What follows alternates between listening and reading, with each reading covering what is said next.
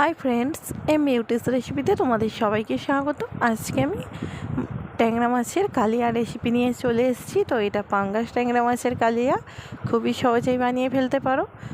Please বন্ধুরা, ভিডিওটি first থেকে লাস্ট অবধি দেখার অনুরোধ রইল। ভিডিওটি যদি ভালো লেগে থাকে লাইক, কমেন্ট, শেয়ার ও সাবস্ক্রাইব করে দিও। তবে চলো বন্ধুরা, শুরু করা যাক। এখানে আমি ট্যাংরা মাছ ভালোভাবে ধুয়ে কেটে পরিষ্কার করে নিয়েছি।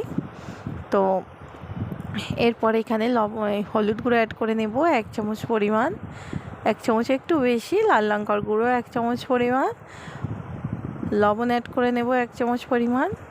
হাত দিয়ে ভালোভাবে মাছটার সঙ্গে সমস্ত উপকরণ ম্যারিনেট করে নিতে হবে।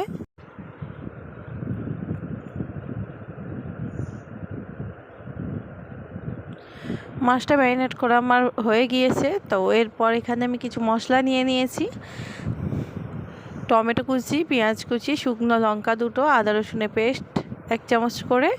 ওভেনের মধ্যে কড়াই বসিয়ে এখানে আমি তেল দিয়ে নিলাম পরিমাণ মতো মাছটা ভেজে নেওয়ার জন্য। তো একটু বেশি পরিমাণ তেল দিয়ে নিতে হবে। তেলটা যখন গরম হয়ে আসবে পুরোপুরি একে একে মাছগুলোকে দিয়ে ভেজে নিতে হবে। তো এই মাছটা একটু মুচমুচে করেই আমি ভেজে নেব, খেতে খুব ভালো লাগবে।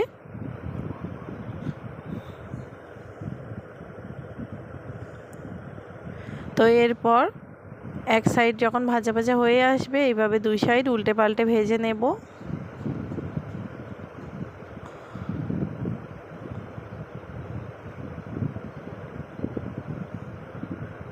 তো মাছটা আমার ভাজা হয়ে গিয়েছে, একটি প্লেটের মধ্যে তুলে নেব।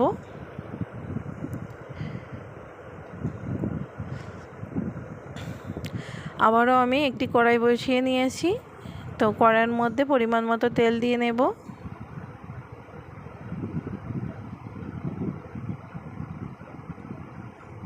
তেলটা যখন গরম হয়ে আসবে শুকনো লঙ্কা দুটো দিয়ে নেব, মাঝখান থেকে চিড়ে। একটু নাড়াচাড়া করার পর পেঁয়াজ কুচি অ্যাড করে নেব।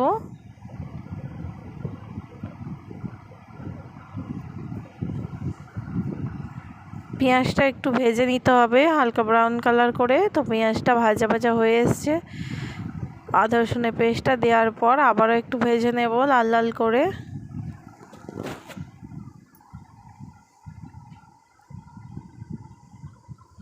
লবণ আমি অ্যাড করে নেব স্বাদ অনুযায়ী, লবণটা স্বাদ অনুযায়ী দিয়ে নিতে হবে।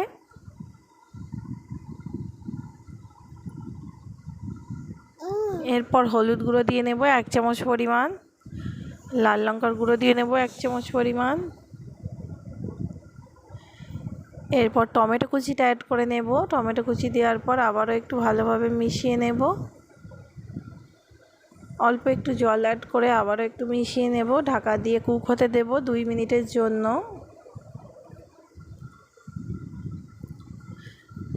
2 মিনিট পর ঢাকা খুলে দেখে নিলাম, টমেটোটা প্রায় সিদ্ধ হয়ে গিয়েছে।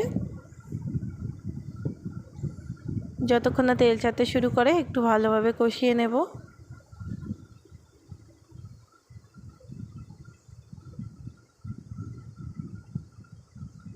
ধনিয়া গুঁড়ো অ্যাড করে নেব 1/2 চামচ, জিরা গুঁড়ো 1/2 চামচ।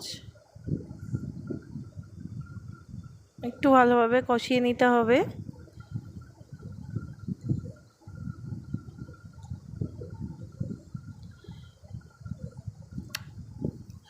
মশলা থেকে তেল ছাড়তে শুরু করে দিয়েছে।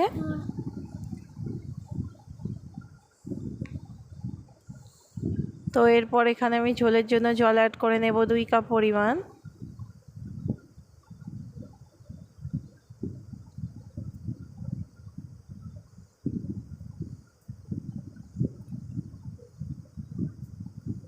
ঝোলটাও ফুটতে শুরু করেছে, একে একে মাছগুলোকে দিয়ে নেব ঝোলের মধ্যে।